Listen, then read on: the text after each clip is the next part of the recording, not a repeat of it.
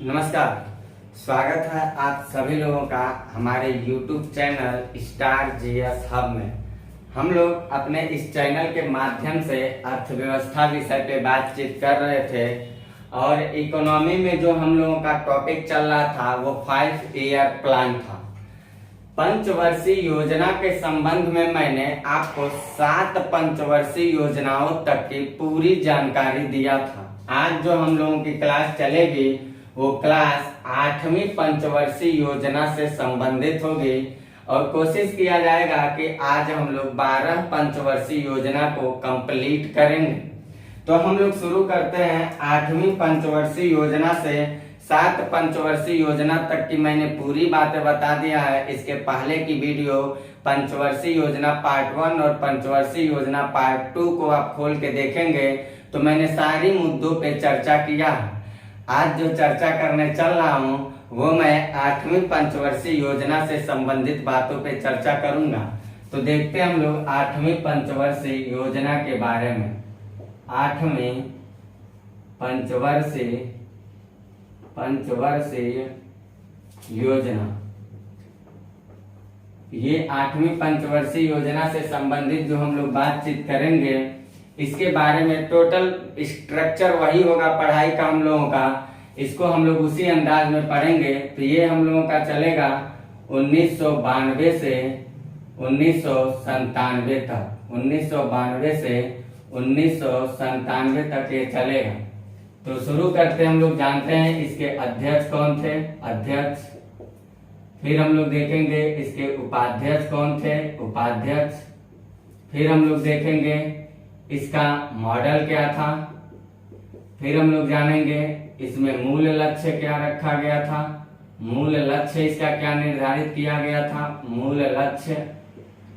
उसके बाद हम लोग देखेंगे इसमें अनुमानित लक्ष्य क्या था, अनुमानित लक्ष्य क्या था। और फिर हम लोग जानेंगे इसमें प्राप्त लक्ष्य क्या हुआ था, प्राप्त लक्ष्य क्या मिला था। इसके बाद हम लोग देखेंगे इसका उद्देश्य क्या था और उद्देश्य के बाद इसमें थोड़ी बड़ी बातें चलेंगी। फिर इसके बाद हम लोग देखेंगे कि क्या इसमें उपलब्धियां हम लोगों को मिला था। इन सारे मुद्दों पे हम लोग बातचीत करेंगे। 8वीं पंचवर्षीय योजना से संबंधित इतनी बातों को जानना होगा। बाकी मैं अभी इसको पढ़ने के बाद हेडिंग डालता। तो 8वीं पंचवर्षीय योजना के बारे में अगर देखा जाए तो 8वीं पंचवर्षीय योजना की अध्यक्षता जो किए थे वो तत्कालीन प्रधानमंत्री पीवी नरसिम्हा राव जी किए थे। कौन किए थे? पीवी नरसिम्हा राव जी किए थे, तत्कालीन प्रधानमंत्री। उपाध्यक्षता की अगर बात किया जाए तो उपाध्यक्षता जो किए थे वो प्रणब मुखर्जी जी किए थे। प्रणब मुखर्जी जो हमारे देश के राष्ट्रपति भी रह चुके हैं, प्रणब मुखर्जी इसकी उपाध्यक्षता किए थे। और जॉन डब्ल्यू मूलर मॉडल पर यह पंचवर्षीय योजना आधारित था। जॉन डब्ल्यू मूलर मॉडल इसका जो था वो जॉन डब्ल्यू मूलर मॉडल था। इसमें मूल लक्ष्य जो निर्धारित किया गया था वो मूल लक्ष्य यही था कि हम लोगों को 8वीं पंचवर्षीय योजना में मानव संसाधन को बढ़ावा देना है। यानी कि मानव संसाधन को बढ़ावा देना, मानव संसाधन को बढ़ावा देना, इसमें मूल लक्ष्य इसका निर्धारित किया गया था। अनुमानित जो लक्ष्य रखा गया था वो हमारे जीडीपी का लगभग 5.6% अनुमानित लक्ष्य निर्धारित किया गया था। ग्रॉस डोमेस्टिक प्रोडक्ट का लगभग 5.6% इसका अनुमानित लक्ष्य निर्धारित किया गया था। और अनुमानित लक्ष्य से कहीं ज्यादा ये हम लोगों को 8वीं पंचवर्षीय योजना लक्ष्य से ज्यादा कहीं काम किया था। और लक्ष्य जो हम लोगों को प्राप्त हुआ था वो हमारे जीडीपी का लगभग 6.8% लक्ष्य हम लोगों ने प्राप्त किया था 8वीं पंचवर्षीय योजना के संबंध में। इसका जो उद्देश्य रखा गया था वो क्या था? सबसे पहला उद्देश्य तो यही था कि मानव विकास संसाधन को बढ़ावा देना है। तो मानव संसाधन विकास इसका पहला उद्देश्य लिखिएगा। मानव संसाधन विकास इसका पहला उद्देश्य तो यही था। अगर इसकी अगली उद्देश्य के बारे में हम लोग देखें, अगला इसमें उद्देश्य क्या रखा गया था तो वो था कि शिक्षा और सार्वजनिक विकास को बढ़ावा देना, शिक्षा का विकास करना, सार्वजनिक क्षेत्रों का विकास करना। तो शिक्षा और सार्वजनिक क्षेत्र, शिक्षा और सार्वजनिक क्षेत्र, सार्वजनिक क्षेत्र शिक्षा और सार्वजनिक क्षेत्र को बढ़ावा देना, इसका था इंटेंशन। दूसरा उद्देश्य तो ये हम लोग जानेंगे। और तीसरा जो उद्देश्य इसका निर्धारित किया गया था, कई उद्देश्यों पे पंचवर्षीय योजनाएं काम किया करते थे। तीसरा जो उद्देश्य निर्धारित किया गया था वो ये था कि हम लोगों को नियंत्रित करना है अपने बैलेंस ऑफ पेमेंट को। हम लोगों को क्या करना है? नियंत्रित करना है, नियंत्रित भुगतान संतुलन की बात की गई, नियंत्रित भुगतान संतुलन की बात की गई। इतनी बातों को आपको जानना है। फिर अब हम लोग देखते हैं कि 8वीं पंचवर्षीय योजना ने क्या उपलब्धियां हम लोगों को दिया था। इसकी उपलब्धियां, 8वीं पंचवर्षीय योजना की उपलब्धियां क्या क्या थी, अगर इस पे बातचीत किया जाए तो हम लोग देखते हैं 8वीं पंचवर्षीय योजना हम लोगों को कई तरीके से लाभान्वित किया था। जिसमें सबसे पहली बात तो हम लोग ये जानेंगे कि 1993 के आसपास 8वीं पंचवर्षीय योजना के दौरान ही 1993 के आसपास हम लोगों ने दोहरी विनिमय दर प्रणाली को क्या किया था? समाप्त कर दिया। 1993 में क्या हुआ? जो हम लोगों की दोहरी विनिमय प्रणाली चल रही थी, दोहरी विनिमय प्रणाली थी, उस दोहरी विनिमय प्रणाली को क्या किया गया? समाप्त किया गया, समाप्त कर दिया गया। फिर दूसरी बात इसमें ये देखना हम लोगों को उपलब्धि की, इसकी दूसरी उपलब्धि हम लोगों को क्या दिया था? उपलब्धियों का ये सवाल पूछता रहता है दोहरी विनिमय प्रणाली का समापन कब किया गया। तो जरा वनडे एग्जाम में आप लोग इन डेट को याद रखिए। कभी कभी इन मुद्दों से, करंट से रिलेटेड कोई मुद्दा अगर आ जाता है तो एग्जामिनर भले 20 साल पुरानी की बातें होता है, विनिमय प्रणाली से रिलेटेड अगर कोई बातचीत उठ गया सरकार के द्वारा या संगठन के द्वारा तो ये करंट का मुद्दा बन जाता है। और ऐसे क्वेश्चंस भले 1993 का हो, लेकिन सवाल पूछेगा स्टेट पीसीएस यूपीएससी जैसे एग्जामों में पूछता रहता है, तो इसी को एक ऑप्शन में सेट कर देगा कि 1993 में दोहरी विनिमय प्रणाली को समाप्त किया गया। और दूसरा ऑप्शन कुछ ऐसे सेट कर देगा, कहेगा कथन ए और बी सही है, या ऐसे करके 4 ऑप्शन सेट कर देगा, कहेगा बताइए कौन सही है कौन गलत है। ऐसा करके एग्जामिनर सेट कर देता। हम लोग कहते हैं 10 साल पहले का करंट पूछ रहा हूँ, 10 साल पहले का नहीं पूछ रहा, वो हालिया में उससे रिलेटेड कोई घटना घटित हो रहा है, उसी से जोड़ के वो पुरानी उसकी बातों को आपसे रिकॉल करवा रहा हूँ।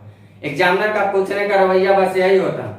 1994 में अगर देखा जाए तो जो स्थानीय सांसद विकास निधि था, स्थानीय सांसद विकास निधि की शुरुआत किया गया। 1994 में क्या हुआ? 1994 में स्थानीय सांसद विकास निधि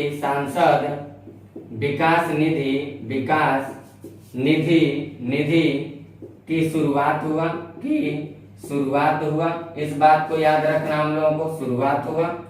इसके अलावा देखा जाए तो इसकी उपलब्धि में अगली उपलब्धि अगर हम लोग देखते हैं 8वीं पंचवर्षीय योजना का, तो अगली उपलब्धि हम लोगों को ये दिखाई देता है 1995 के आसपास क्या होता है 8वीं पंचवर्षीय योजना के दौरान। आप देखिएगा भारत जो है वर्ल्ड ट्रेड ऑर्गेनाइजेशन जो WTO है, उस WTO का सदस्य बन जाता है। 1995 में भारत WTO का सदस्य बनता है, WTO का सदस्य बनता है। तो ये भी सवाल पूछता रहता है, अगर WTO से रिलेटेड कोई मुद्दा आएगा तो करंट एक तो डालेगा ही डालेगा, बाकी एक ट्रेडिशनल का सवाल डाल सकता है। ऐसा एग्जामिनर क्वेश्चंस बनाता रहता है।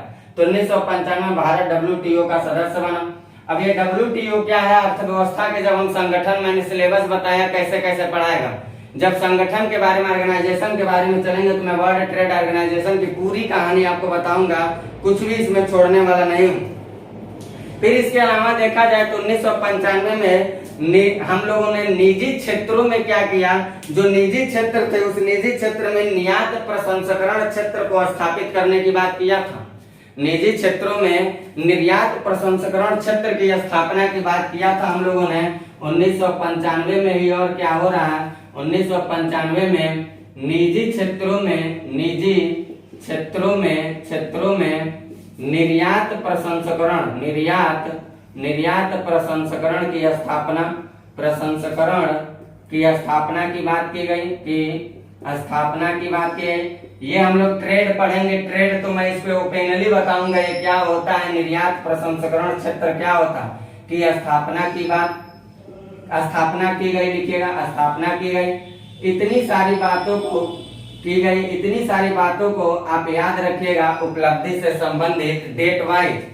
इसके अलावा भी कुछ उपलब्धियों को हम लोगों को देखना है। जैसे वो उपलब्धि हम लोगों को क्या देखना है, इसी के दौरान देखा जाए तो 1995 के बाद अगर हम 1996 के समय के आसपास चलते हैं तो 1996 में हम लोगों को क्या दिखाई देता है। 1996 में हम लोगों ने प्रथम विनिवेश आयोग का गठन किया। 1996 में ही किया था। जो पहली विनिवेश आयोग भारत में गठित की गई थी, वो पहला विनिवेश आयोग भारत में 1996 के आसपास किया गया था।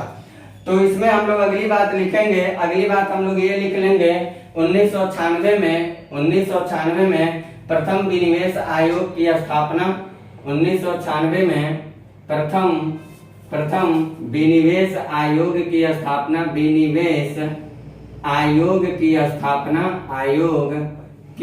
स्थापना, स्थापना। और इसके अध्यक्ष कौन बने थे, जिसके अध्यक्ष भी लिख लीजिएगा, जिसके अध्यक्ष थे कौन थे, इनका नाम पूछता रहता है तो इनका नाम भी हम लोगों को याद रखना है। वो थे जेबी रामकृष्णन महोदय जी। उसके अध्यक्ष कौन थे, तो कहिएगा जेबी रामकृष्णन महोदय जी को इसका अध्यक्ष बनाया गया था। इतनी बातों को तो आपको बेसब्री के साथ याद करना है, इतनी बातों को आप लोगों को बिल्कुल बेसब्री के साथ याद करना है 8वीं पंचवर्षीय योजना से संबंधित। और ये डेट जो मैं उपलब्धि का लिखवाया हूँ, इस डेट को तो आप बिल्कुल याद रखिएगा। इससे रिलेटेड अगर कोई भी मुद्दा आ जाता है तो उन मुद्दा को ये ट्रेडिशनल चीजों को लेकर के करंट से जरूर एग्जाम में जोड़ने का काम करता है। इस बात को आप पूरी तरीके से याद रखिएगा। इसके बाद हम लोग देखने चल रहे हैं 8वीं के बाद हम लोगों की जो अगली पंचवर्षीय योजना चलेगी वो चलेगी 9वीं पंचवर्षीय योजना। तो इसका आप लीजिए स्क्रीनशॉट और चलते हैं हम 9वीं पंचवर्षीय योजना के संबंध में करते हैं आपसे बातचीत। क्या है 9वीं पंचवर्षीय योजना की रणनीति और उपलब्धियां और उसके कौन थे अध्यक्ष, क्या था मॉडल, इन सारी बातों पे हम लोग करते हैं बातचीत। तो देखते हैं अगली बात हम लोग 9वीं पंचवर्षीय योजना से रिलेटेड बातों को देखते हैं। अगला हम लोगों का जो चलेगा वो चलेगा 9वीं पंचवर्षीय योजना। तो यहाँ हेडिंग डाल लीजिएगा 9वीं पंचवर्षीय योजना। वो चला था 8वीं पंचवर्षीय योजना 1992 से 1997 के बीच चल रहा है। तो 9वीं पंचवर्षीय योजना कब चल रहा है जरा उसका डेट हम लोग लिख लेते हैं। तो 97 से 5 साल और जोड़ लेंगे हम लोग, तो हम लोगों को मिलेगा 1997 से कितना होगा 2002 तक चलेगा, 2002 तक चलेगा। इसमें भी वही बातें लिखना हम लोगों को। हम लोग इस मुद्दे को इरेज नहीं करेंगे, उसी को दोहराते रहेंगे। इसमें भी हम लोगों को वही जानना, अध्यक्ष कौन थे, फिर जानना है उपाध्यक्ष कौन थे, फिर जानना है इसका मॉडल क्या तैयार किया गया था, फिर हम लोगों को जानना है इसका मूल लक्ष्य क्या था, फिर हम लोगों को जानना है अनुमानित जीडीपी कितना था, अनुमानित लक्ष्य क्या था, फिर हम लोगों को देखना है इसमें प्राप्त लक्ष्य क्या था, फिर इसमें हम लोगों को देखना है इसका उद्देश्य क्या था और उसके बाद हम लोग जानेंगे इसकी उपलब्धि क्या थी। तो 9वीं पंचवर्षीय योजना की जो अध्यक्षता करने का काम किए थे वो तत्कालीन प्रधानमंत्री अटल बिहारी वाजपेयी जी किए थे। तो यहाँ हम लोग लिख लेंगे अटल बिहारी वाजपेयी जी इसकी अध्यक्षता कर रहे हैं। और 9वीं पंचवर्षीय योजना की जो उपाध्यक्षता किए थे वो किए थे मधु दंडवते महोदय जी। वो कौन थे, वो थे मधु दंडवते महोदय जी थे, दंडवते महोदय जी थे। तो इनका मधु दंडवते बस ऐसे लिख लीजिए, महोदय छोड़िए हटाइए। मॉडल अगर देखा जाए तो 9वीं पंचवर्षीय योजना का जो मॉडल था वो उदारीकृत मॉडल था। उदारीकृत इसका मॉडल तैयार किया गया था, उदारीकृत मॉडल इसका तैयार किया गया था। तो लिख लीजिएगा उदारीकृत मॉडल में क्या लिखेंगे हम लोग, उदारीकृत मॉडल। मूल लक्ष्य 9वीं पंचवर्षीय योजना का मूल लक्ष्य क्या निर्धारित किया गया था। जो 9वीं पंचवर्षीय योजना था उसका मूल लक्ष्य सामाजिक न्याय था।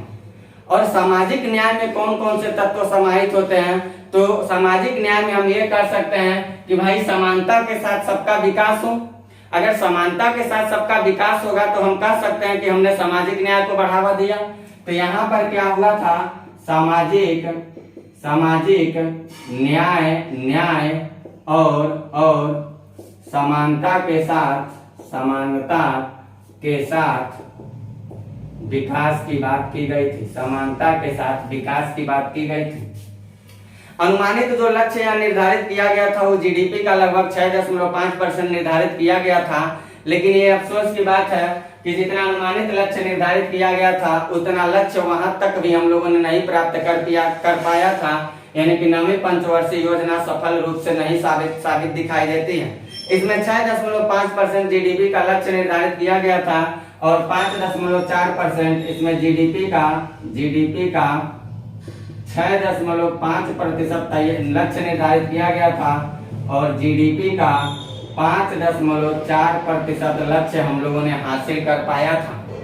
9वीं पंचवर्षीय योजना जो थी, इस 9वीं पंचवर्षीय योजना का जो उद्देश्य निर्धारित किया गया था, अगर उसके बारे में देखा जाए तो इस उद्देश्यों के बारे में ये कहा जाएगा, उद्देश्य कई स्तर के थे। मोरल उद्देश्य इसमें निर्धारित किए गए थे, जैसे घरेलू संसाधनों में आत्मनिर्भरता की बात की गई थी।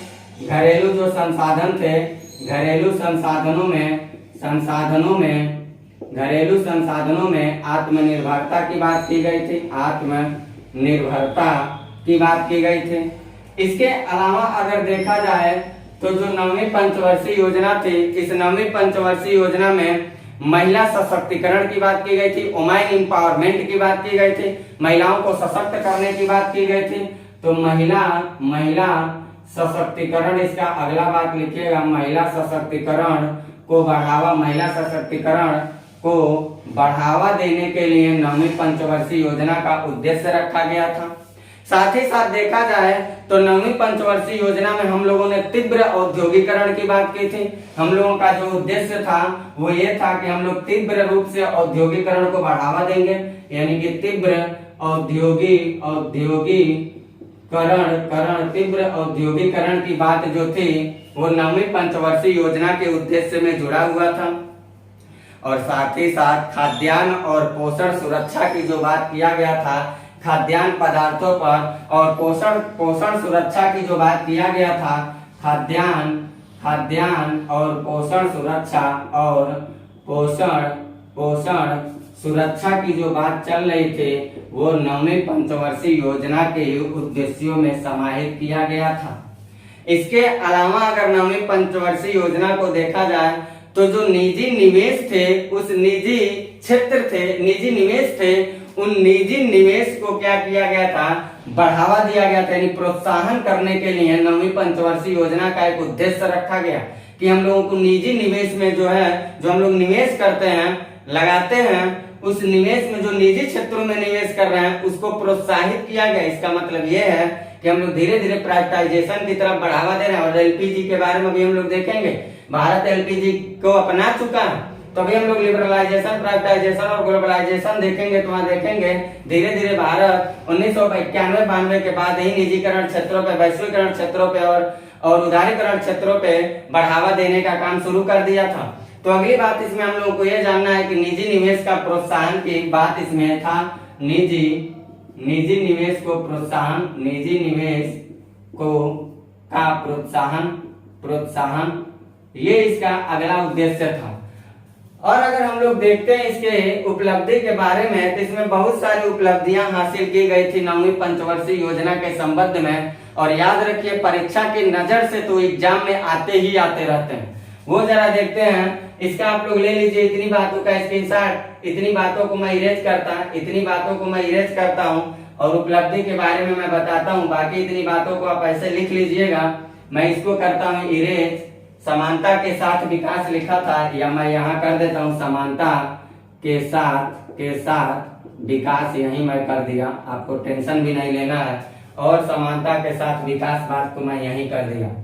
अब हम लोग देखते हैं इसकी उपलब्धियां क्या थी। इसकी उपलब्धियां क्या थी, 9वीं पंचवर्षीय योजना की क्या क्या थी उपलब्धियां।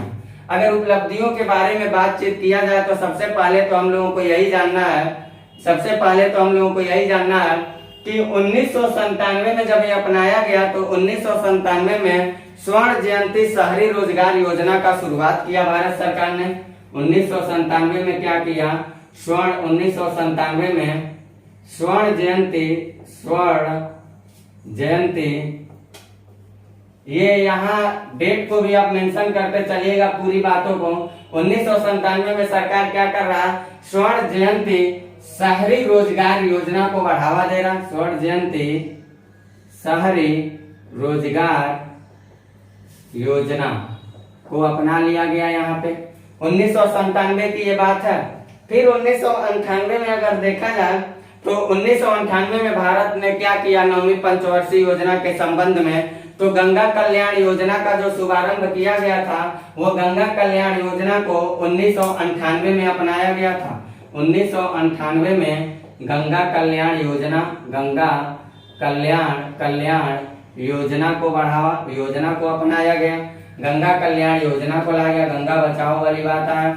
फिर 1998 के बाद अगर देखा जाए तो 1998 में एक काम नहीं हुए थे, कई सारे काम किए गए थे।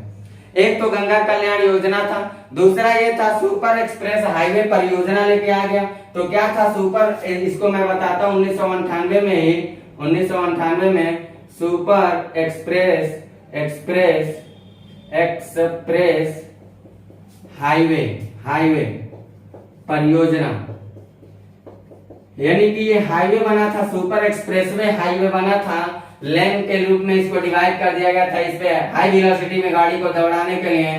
तो ये सुपर एक्सप्रेस हाईवे परियोजना जो थी, ये कैसे क्षेत्रों में निर्धारित की गई थी, जरा उस पे देखा जाए तो 1998 में ही स्वर्णिम चतुर्भुज योजना को लाया गया था। उसी स्वर्णिम चतुर्भुज योजना से प्रेरित होकर इस काम को किया गया। 1998 में क्या किया गया? 1998 में स्वर्णिम चतुर्भुज योजना लाया गया। ये क्या था स्वर्णिम चतुर्भुज योजना? तो जरा इसको देख लेते हैं हम लोग। एक बना लीजिएगा ऐसे चतुर्भुज, एक ऐसे चतुर्भुज बना लीजिएगा, ऐसे चतुर्भुज बना लीजिएगा, और इसको हम लोग जरा समझ लेते हैं क्या है स्वर्णिम चतुर्भुज योजना। इसको जरा हम लोग समझ लेते हैं क्या है स्वर्णिम चतुर्भुज योजना। तो जरा देखते हैं हम लोग स्वर्णिम चतुर्भुज योजना के बारे में।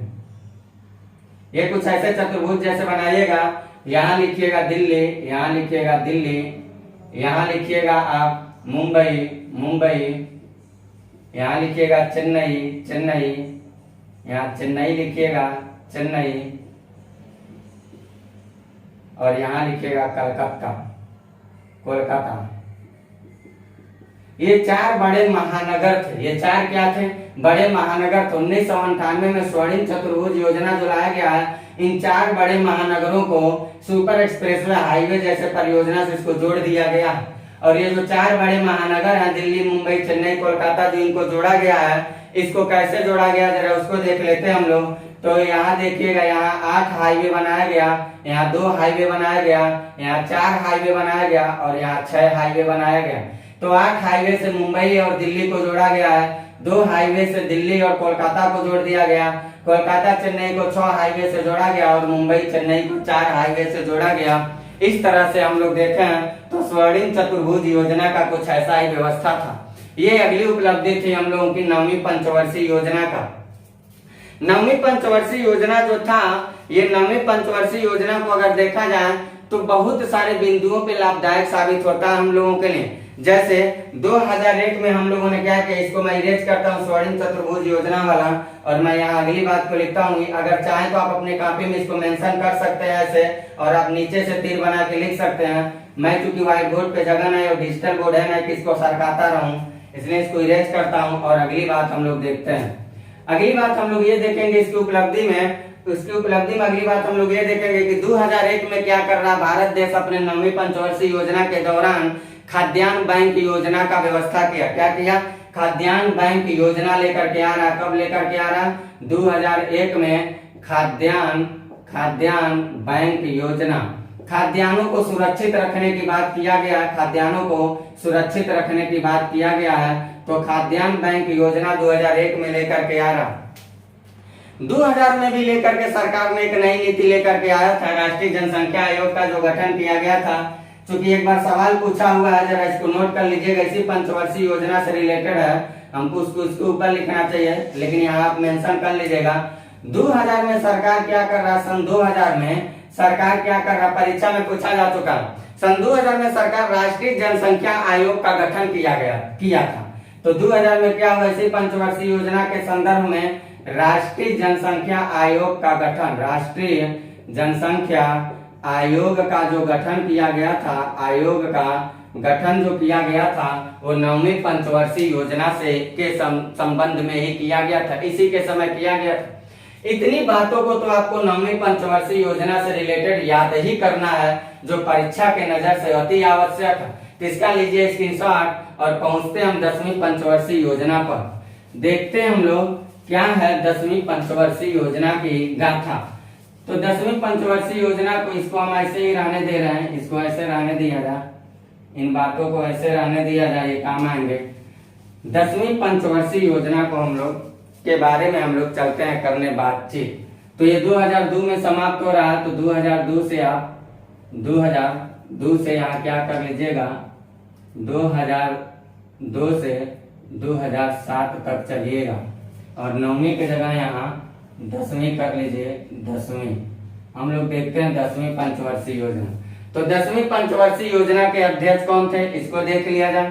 तो 10वीं पंचवर्षीय योजना 2002 के आसपास सरकार किसकी चल रही है, मनमोहन सिंह जी की चल रही है। कहेंगे यहाँ पे सरकार जब चल रही है उनके, तो यहाँ अध्यक्ष कौन बनेंगे, मनमोहन सिंह जी बनेंगे। मनमोहन सिंह यहाँ अध्यक्ष बन रहे हैं। उपाध्यक्षता करने का काम जो कर रहे हैं योजना आयोग के ही उपाध्यक्षता जो काम कर रहे हैं 10वीं पंचवर्षीय योजना में, वो उपाध्यक्षता का काम करने का काम किए थे केसी पंत महोदय जी। केसी पंत जी जो थे इसके उपाध्यक्ष बने थे।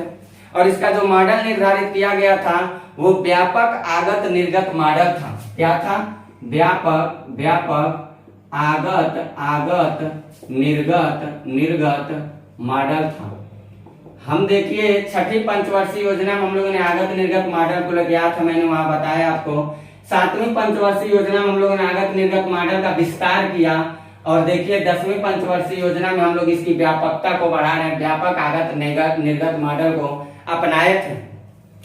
इसका जो मूल लक्ष्य रखा गया था वो ये रखा गया था कि यहाँ पर भी सामाजिक न्याय की बात की गई थी और कहा गया था कि समता के साथ सबका आर्थिक विकास हो, यानी कि सामाजिक न्याय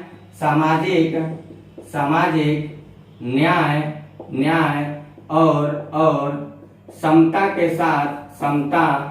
साथ आर्थिक विकास, समता के साथ आर्थिक विकास की बात की गई। यहाँ पे समता के साथ आर्थिक सबका विकास हो तभी सामाजिक न्याय उपलब्ध हो सकता, ऐसी कुछ बातें की गई थी। इसका अगर देखा जाए तो जो अनुमानित जीडीपी था वो लगभग 8% निर्धारित किया गया था। अनुमानित लक्ष्य जो था वो लगभग जीडीपी का 8% निर्धारित किया गया था, लेकिन पूरा नहीं प्राप्त हो पाया। हम लोगों को प्राप्त जो हुआ था वो लगभग 7.7% प्राप्त हुआ था।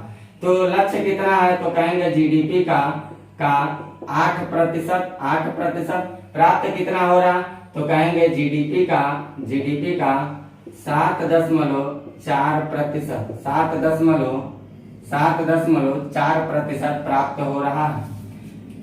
10वीं पंचवर्षीय योजना का उद्देश्य क्या रखा गया था, तो सबसे पहली बात जो 10वीं पंचवर्षीय योजना था इसमें लक्ष्य ये रखा गया था कि भारत को आर्थिक महाशक्ति के रूप में बनाना। भारत को आर्थिक महाशक्ति के रूप में विश्व में देखिए भारत को क्या कहा गया, भारत को इस पंचवर्षीय योजना में ये कहा गया भारत को आर्थिक महाशक्ति के रूप में आर्थिक महाशक्ति बनाना, ये बात किया गया 10वीं पंचवर्षीय योजना में। और निसंदेह इस पे हम लोगों ने बहुत काम भी किया था। इसकी अगली उद्देश्य जो निर्धारित किया गया था वो ये था कि प्राथमिक स्तर के जो शिक्षा है उस प्राथमिक स्तर के शिक्षा को की पहुंच को बढ़ावा जाएगा, यानी कि प्राथमिक स्तर के शिक्षा का पहुंच हो, इस पे बातचीत चला था। फिर इसके 10वीं पंचवर्षीय योजना का जो अगला उद्देश्य रखा गया था वो ये था, सेवा जितने सारे सेवा क्षेत्र हैं, बिजली है, पानी है, ऐसे जितने सारे क्षेत्र हैं, सेवा क्षेत्र से जुड़ी हुई जितनी सारी चीजें, टेलीविजन है, जितनी सारी चीजें सेवा क्षेत्र से जुड़ी हुई हैं, उन सेवा क्षेत्रों को क्या किया गया था कि तीव्रता दिया जाएगा। यानी सेवा क्षेत्र को तीव्र बनाया जाएगा, तीव्र स्तर दिया जाएगा। तीव्र स्तर की बात की गई थी सेवा सेक्टर पे। जो सर्विस सेक्टर है हम लोगों ने नेशनल इनकम टॉपिक में हम लोगों ने पढ़ा था, प्राइमरी स्तर, सेकेंडरी स्तर और टर्शियरी सेक्टर। तो सेकेंडरी सेक्टर जो होता है वही सेवा क्षेत्र है। तो उसी सेवा क्षेत्र की बात किया गया था। सेवा क्षेत्र को तीव्र बनाना है हम लोगों को, सेवा क्षेत्र को क्या करना है, तीव्र बनाना है। इसके अलावा देखा जाए तो इसी में बात चला था कि हम लोगों को गुणवत्तापूर्ण रोजगार का साधन उपलब्ध करवाना है। गुणवत्तापूर्ण रोजगार की बात की गई थी, रोजगार की बात की गई थी। जो रोजगार दिया जाएगा वो गुणवत्तापूर्ण रोजगार दिया जाएगा। साथ ही साथ अगर देखा जाए तो 10वीं पंचवर्षीय योजना हमारे जनसंख्या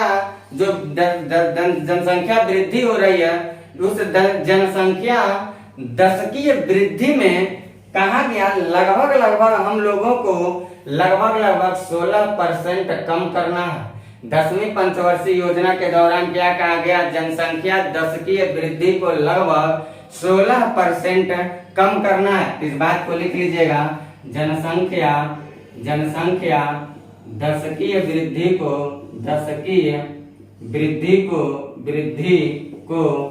लगभग 16% कम करना, 16% कम करना, इसकी बातचीत चली थी। अब हम लोग देखते हैं इसकी उपलब्धि क्या है। मैं यहाँ साथ आर्थिक विकास को यहाँ कर देता हूँ, आर्थिक विकास शब्द को यहाँ कर देता हूँ, आप लिख लीजिएगा, और मैं इसको यहाँ से इरेज करता हूँ।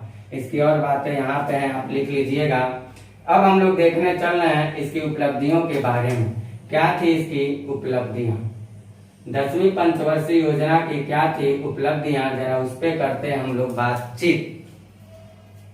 तो 10वीं पंचवर्षीय योजना में सबसे पहले तो हम लोगों को ये जानना है, 10वीं पंचवर्षीय योजना में सबसे पहले तो हम लोगों को ये जानना है कि भारत सरकार ने 2002 के आसपास में 10वीं पंचवर्षीय योजना के दौरान निर्मल भारत अभियान चलाया था। ये सवाल पूछता रहता, निर्मल भारत अभियान कब चला था, 2002 में निर्मल भारत अभियान चला। ये निर्मल भारत अभियान क्या था, इसको आप अपने नोटबुक में नोट कर लीजिएगा।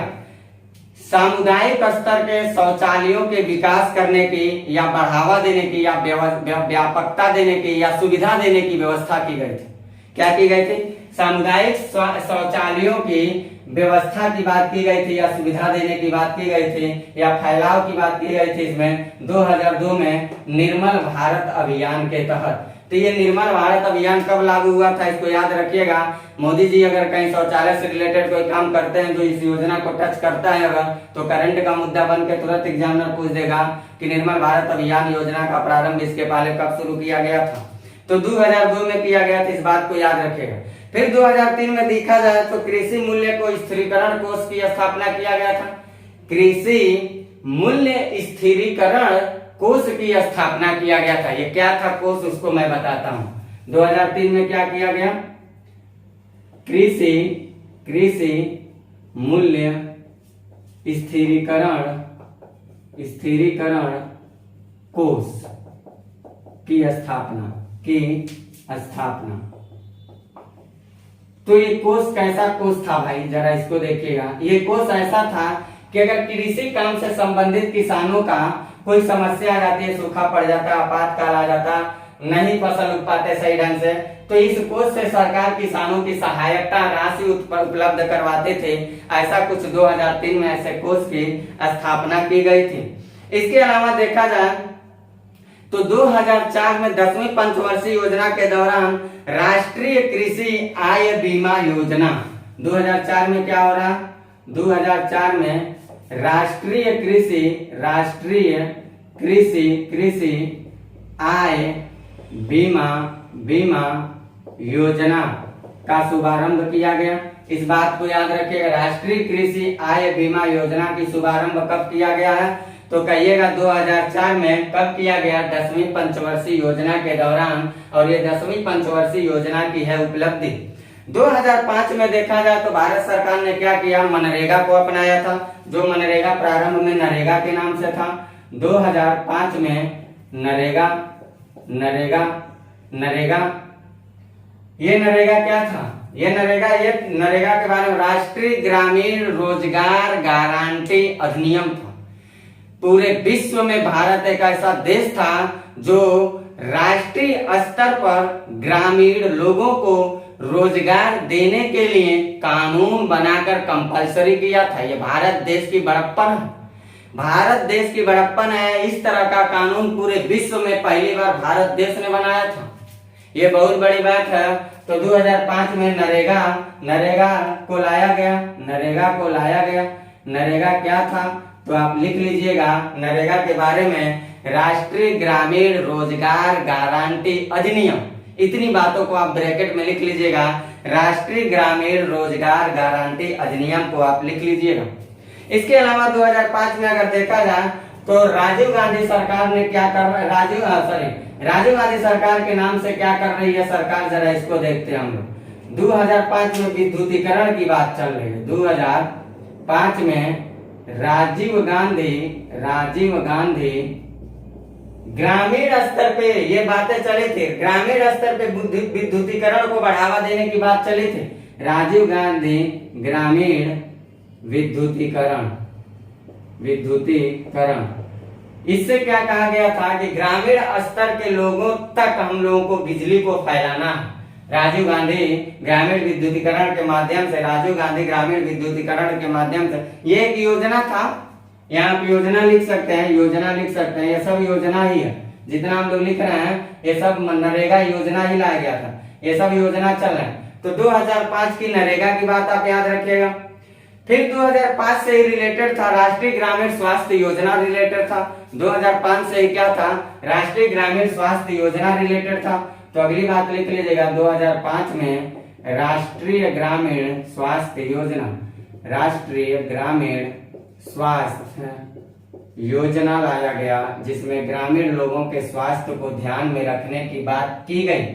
इतनी बातों को आप 10वीं पंचवर्षीय योजना के संबंध में याद रखिएगा। अब हम लोग चल रहे हैं पढ़ने 11वीं पंचवर्षीय योजना के बारे में। इसका लीजिए आप स्क्रीनशॉट।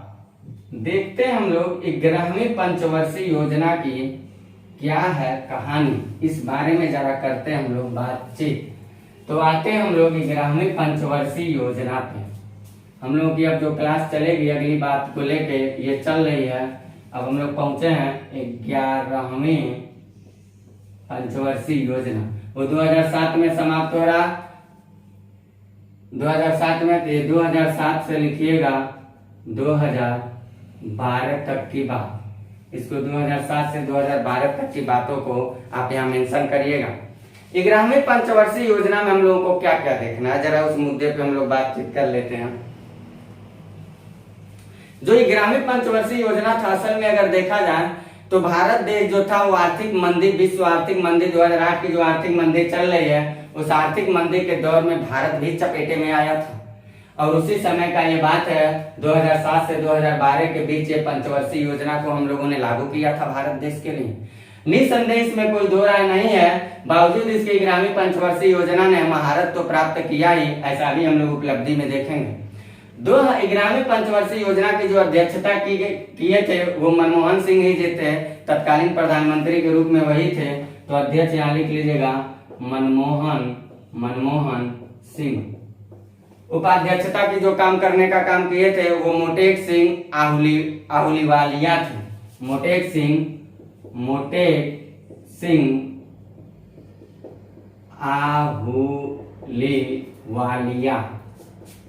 आहूलीवालिया, ये दोनों लोग खतरनाक अर्थशास्त्री थे, चर्चित अर्थशास्त्री थे। ये दोनों लोगों की अध्यक्षता में जब काम और उपाध्यक्षता में चल रही है तो जाहिर सी बात है कुछ चर्चित तो बात चलेगी ही, जाहिर सी बात है कुछ चर्चित तो बात चलेगी। मॉडल क्या था यहाँ? तो यहाँ मॉडल जो था योजना आयोग के द्वारा कुछ ड्राफ्ट बना के दिए गए थे, उसी ड्राफ्ट को यहाँ अपनाया गया था। मॉडल के रूप में योजना आयोग के द्वारा जो ड्राफ्ट बना के दिया गया था उसी को यहाँ अपनाया गया। तो कह सकते हैं योजना आयोग का प्रारूप था। योजना आयोग का प्रारूप ड्राफ्ट जो बना के दिया था योजना आयोग, वही ड्राफ्ट यहाँ लिया गया। तो ड्राफ्ट था, इसका मतलब ये हुआ वो प्रारूप पत्र के रूप में रहा होगा। योजना आयोग का प्रारूप पत्र था इसका मॉडल। इसमें मूल लक्ष्य जो निर्धारित किया गया था, वो मूल लक्ष्य अगर देखा जाए इसमें जो निर्धारित किया गया था, तो योजना आयोग जब इसमें चला है तो मूल लक्ष्य के रूप में आप कैसे कह सकते हैं, लेकिन ये इतना हम जरूर कह सकते हैं कि साक्षरता की बात यहाँ की गई थी, बिजली, पानी, स्वास्थ्य सेवा इत्यादि बातों में बात की गई थी। तो हम आते हैं इसमें देखते हैं हम लोग अनुमानित लक्ष्य के इसके बारे में करते हैं बातचीत। जो अनुमानित लक्ष्य रखा गया था वो लगभग जीडीपी का 9% रखा गया था 11वीं पंचवर्षीय योजना में, लेकिन हम लोगों ने इसमें जरूरत से ज्यादा प्राप्त नहीं कर पाया, क्योंकि हमने बताया था भारत देश आर्थिक मंदी के दौर से गुजर रहा था उस समय। तो जीडीपी का लगभग 9% अनुमानित लक्ष्य इसका रखा गया था। जीडीपी का 9% रखा गया और प्राप्त कितना किया गया था, तो घट गया था। जीडीपी का लगभग हम लोगों ने प्राप्त किया था 7.9%। कितना प्राप्त किया था? 7.9%। इसके 2-3 उद्देश्य थे। बहुत डायमेंशनल चीजें यहाँ चल रही थी, देश समस्या से ऐसे ग्रसित था, तो क्या मूल लक्ष्य निर्धारित किया जाएगा।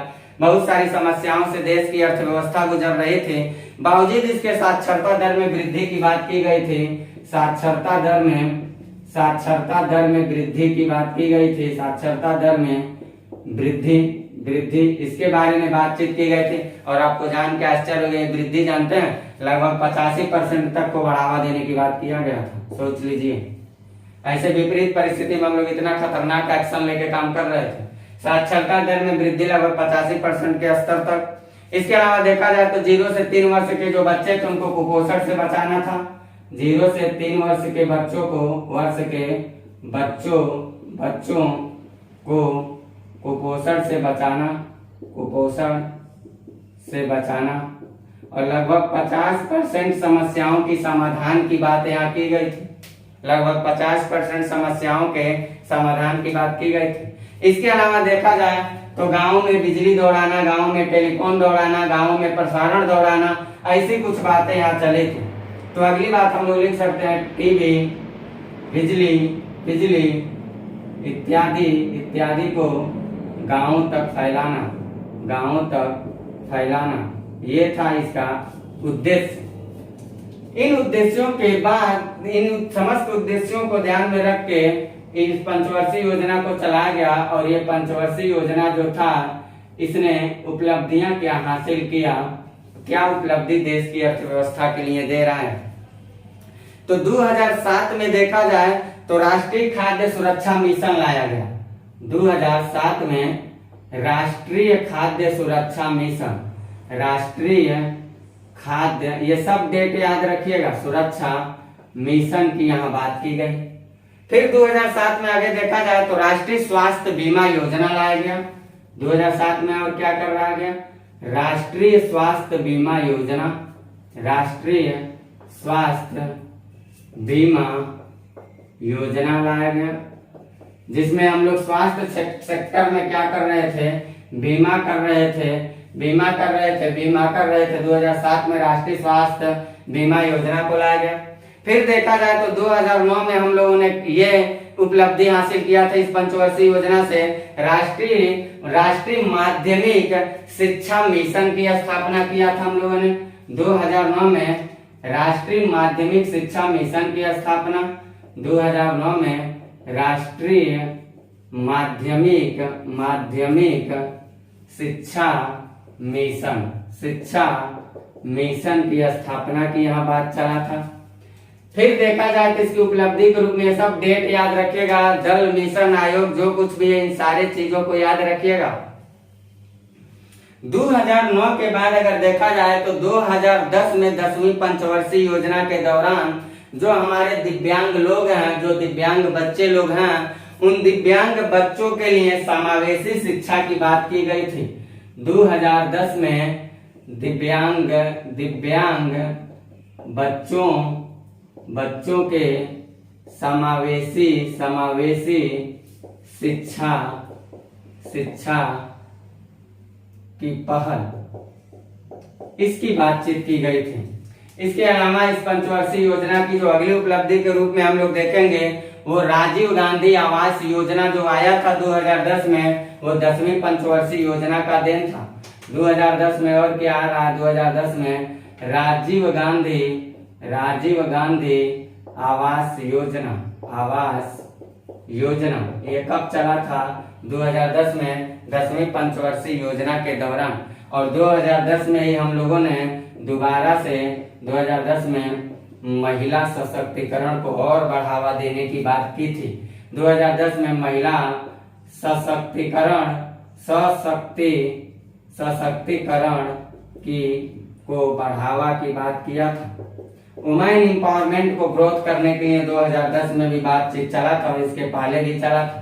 तो ग्रामीण पंचवर्षीय योजना से रिलेटेड आपको इतनी बातों को याद रखना है, इतनी बातों को आप याद रखिएगा, ये सारी उपलब्धि डेट याद रख के रखिएगा। इतनी चीजों का लीजिए आप स्क्रीनशॉट। और हम बढ़ते हैं 12वीं पंचवर्षीय योजना के दौर में। हम लोग देखते हैं क्या है 12वीं पंचवर्षीय योजना की कहानी, जरा उस पे कर लेते हैं हम लोग बातचीत। तो 12वीं पंचवर्षीय योजना को पढ़ने के लिए हम लोगों को तत्काल की कुछ करंट की बातों से भी जुड़ना पड़ेगा।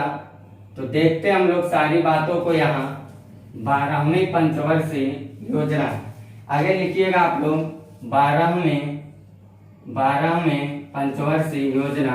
और ये कब चल रहा है? 2012 से 2017 तक चल रहा है। इस समय अध्यक्षता कौन कर रहे हैं भाई? तो 12वीं पंचवर्षीय योजना की भी अध्यक्षता कौन करेंगे? 2012 में मनमोहन सिंह जी हैं, तो मनमोहन सिंह लिख लीजिएगा, मनमोहन सिंह जी।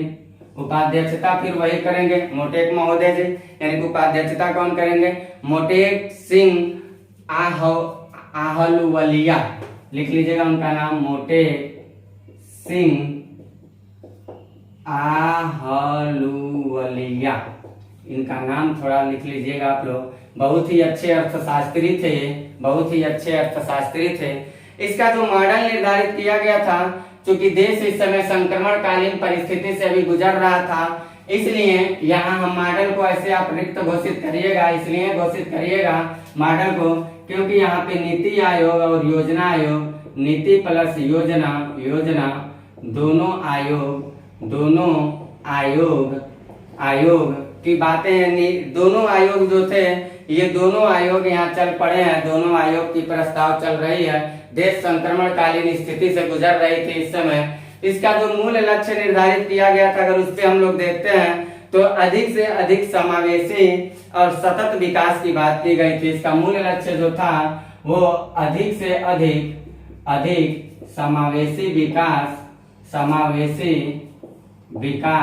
समावेशी और सतत विकास, लिख लीजिएगा, समावेशी और सतत विकास, सस्टेनेबल डेवलपमेंट, अधिक समावेशी और सतत विकास की बात की गई थी। अनुमानित लक्ष्य और प्राप्त लक्ष्य पे अगर बातचीत किया जाए तो बड़ा ही मुश्किल की बात पड़ती है। ऐसा माना जाता है कि लगभग जीडीपी का 10% इस पे रखा गया था, अनुमानित लक्ष्य रखा गया था ग्रोथ करने के लिए। लेकिन ये 10% तो रख दिया गया था, अभी सरकार का पूर्ण रूप से इस पे डाटा चला नहीं है, इसलिए कुछ कह पाना बहुत ज्यादा संभव नहीं है।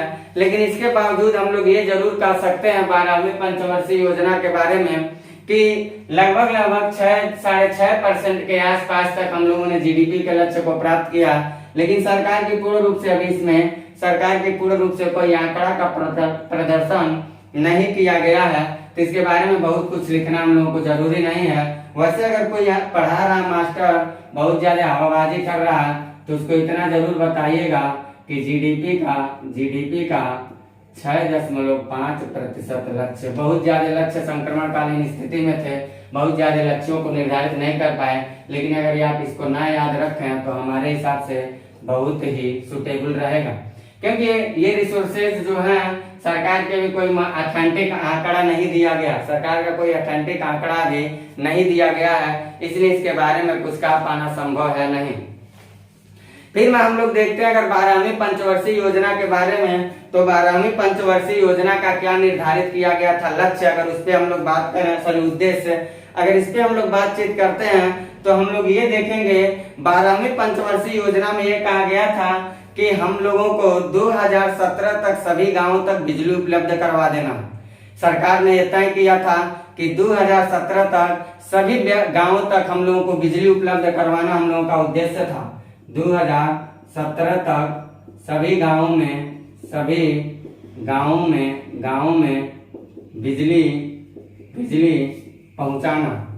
बिजली पहुंचाना, ये बात याद रखिएगा उद्देश्य के रूप में।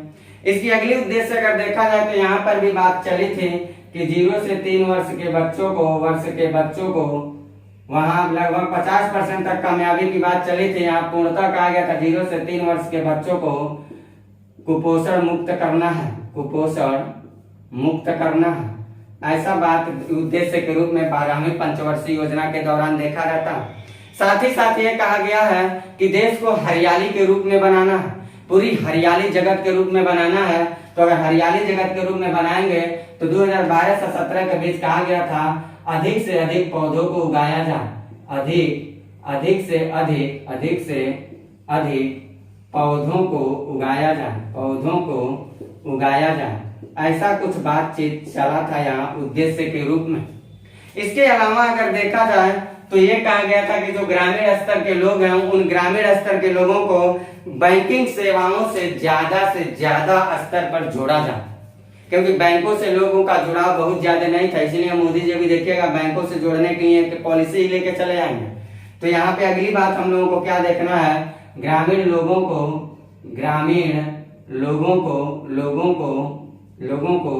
अधिक से अधिक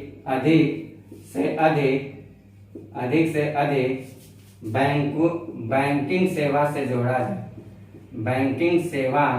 से जोड़ा जाए, ऐसा कुछ बात आप याद रखेंगे इसके उद्देश्य से। अब हम लोग देखते हैं क्या है इसकी उपलब्धियां, तो जरा इसमें हम लोग देखते हैं उपलब्धि के रूप में क्या आता है। तो सबसे पहली बात तो हम लोग को ये जानना, 2014 में जब मोदी जी आते हैं तो 2014 में मोदी जी आके सबसे पहले मेक इन इंडिया योजना लेके आते हैं। क्या लेके आते हैं? 2014 में मोदी जी लेके आते हैं 2014 में मेक इन इंडिया। क्या था ये make in India? Make in India जो लेकर आए हैं हमारी सरकार लाई, इस मेक इन इंडिया में क्या था? इस मेक इन इंडिया में ये था कि देश के विनिमय क्षेत्र को सबसे ज्यादा बढ़ावा दिया जाए। देश का जितना सारा विनिमय क्षेत्र उसको अधिक से अधिक बढ़ावा दिया जाए। मेक इन इंडिया में कहा गया था भारत में बनाया जाए, भारत में ही बनाया जाए। मेक इन इंडिया, भारत का निर्मित हो। जैसे हम लोग कोई चीज खरीदते हैं made in China, made in ये, मेड इन वो, ऐसे लिखा जाता है। तो 2014 में मेक इन इंडिया को बढ़ावा दिया इन्होंने।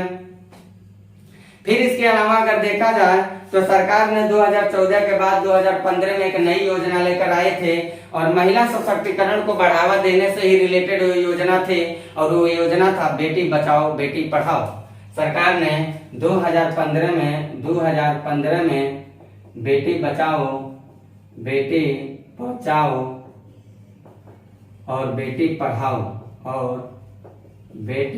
पढ़ाओ योजना लेकर आए। ये महिला सशक्तिकरण को कहीं ना कहीं बढ़ावा देने का काम किया, इसके अलावा 2015 में प्रधानमंत्री जी क्या लेकर आते हैं? 2015 में प्रधानमंत्री मुद्रा योजना लेकर आते हैं मोदी जी। 2015 में प्रधानमंत्री मुद्रा योजना लेकर आते हैं। ये प्रधानमंत्री मुद्रा योजना जो थी, इस प्रधानमंत्री मुद्रा योजना के दौरान जो छोटे छोटे कारोबारी लोग थे उन छोटे छोटे कारोबारी लोगों को ऋण उपलब्ध करवाने की बात सरकार ने किया था। छोटे छोटे जो कारोबारी लोग थे उन छोटे छोटे कारोबारी लोगों को ऋण उपलब्ध करवाने के लिए सरकार ने प्रधानमंत्री मुद्रा योजना लेकर के आया था। इसके अलावा देखा जाए तो सरकार ने इस पंचवर्षीय योजना की अगली उपलब्धि के रूप में जो दिखाती है वो 2015 में उज्ज्वला योजना लेकर आती है। 2015 में सरकार क्या लेकर आती है? 2015 में उज्ज्वला योजना लेकर आती है। इस उज्ज्वला योजना से सरकार क्या करती है, बिजली की खपत को कम करने के लिए सरकार कम दाम पर एलईडी बल्ब का वितरण करवाती है ताकि बिजली का खपत कम हो। इसके लिए सरकार ने उज्ज्वला योजना लेकर आया। उज्ज्वला योजना में सरकार क्या कह रही है कि हमें बिजली को बचाना है, उसके लिए सरकार एलईडी बल्ब को, क्योंकि 100 वाट के लोग बल्ब जलाते थे, उस वहां 10 वाट 5 वाट का एलईडी बल्ब लगा के वही काम किया जा रहा। आंख की रोशनी भी, रिफ्लेक्शन पावर भी उसका कम है, इसलिए आंख की रोशनी, रेटिना भी डिस्टर्ब नहीं होगा, तो तमाम सारे रोगों से बच भी जाएंगे और हमारा बिजली का बचत भी हो जाएगा। तमाम सारी चीजें थी, ऐसा सरकार ने लाया। 2016 में सरकार क्या कर रहा है, स्टार्टअप इंडिया लेकर आ रहा है। 2016 में सरकार क्या कर रहा है, 16 में startup India, startup India, startup India में क्या था? स्टार्टअप इंडिया में सरकार ये कहा कि हमें नए उद्योगों को बढ़ावा देना, स्टार्टअप करना, नए उद्योगों को क्या करना, बढ़ावा देना। याद रखिएगा, ऐसा वैसे देखा जाता है, कहां तक हो रहा है जमीनी स्तर पे आप खुद देख सकते हैं। तो 2016 में सरकार ने स्टार्टअप इंडिया को लेकर के आया, जहां नए उद्योगों को बढ़ावा देने की बात किया था। फिर 2016 में ही सरकार ने एक नई पॉलिसी लेकर आ रही, स्टैंड अप इंडिया लेकर आ रही। 2016 में ही सरकार स्टार्टअप इंडिया लेकर आ रही और 2016 में ही सरकार स्टैंड अप इंडिया लेकर आ रही। और स्टैंड अप इंडिया का क्या मतलब था, क्या मतलब था? 2016 में स्टैंड अप इंडिया लेकर आ रही है सरकार, स्टैंड अप इंडिया। और इस स्टैंड अप इंडिया में ये कहा गया था कि जो एससी लोग हैं, जो एसटी लोग हैं और जो वुमेन है, महिला, ये जरा बात समझिए। सरकार स्टैंड अप इंडिया में क्या करे, जो एससी है, एसटी है, महिला है, उन लोगों को 10 लाख से लेकर के 1 करोड़ का ऋण उपलब्ध करवाए। 10 लाख रुपया से लेकर के 1 करोड़ रुपया तक ऋण उपलब्ध करवाया जाएगा। कितना? 10 लाख से 1 करोड़ तक की, सोच लीजिए। किसके लिए? उनको स्टैंड करने के लिए, ताकि वो स्टार्टअप कुछ करें। इससे लोग उनको भी, उनकी विकास होगी, जब उनकी विकास होगी तो देश की विकास होगी। तो सरकार ने ऐसी कुछ 2012 पंचवर्षीय योजना से पॉलिसी लेकर आई। फिर पंचवर्षीय योजना इस समय समाप्त करके 15 वर्षीय योजना विजन लेकर के आया गया है। 15 वर्षीय विजन को लेकर के आया गया है। तो 12 पंचवर्षीय योजना, अभी तक यही 12 अब लास्ट बन जाएगा हमारे देश के लिए। यही 12 पंचवर्षीय योजना हम लोगों का था, जिसको हम लोगों ने पढ़ चुका। इस पंचवर्षीय योजना के दौर में ही भारत देश एक चीज को अपनाता है, एलपीजी को। तो अगला टॉपिक जो हम लोगों का रहेगा वो रहेगा एलपीजी, लिबरलाइजेशन, प्राइवेटाइजेशन और ग्लोबलाइजेशन। उदारीकरण, निजीकरण, लिबरलाइजेशन, उदारीकरण, निजीकरण और वैश्वीकरण नीति को सरकार अपनाती है।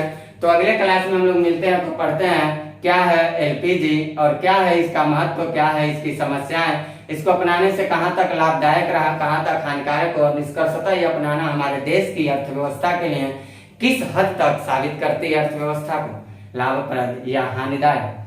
तो यहाँ तक की क्लास को आप कंटिन्यू रखे हैं, यहाँ तक की सारी बातों को आप स्क्रीनशॉट में नोट साथ साथ बनाते चलिए।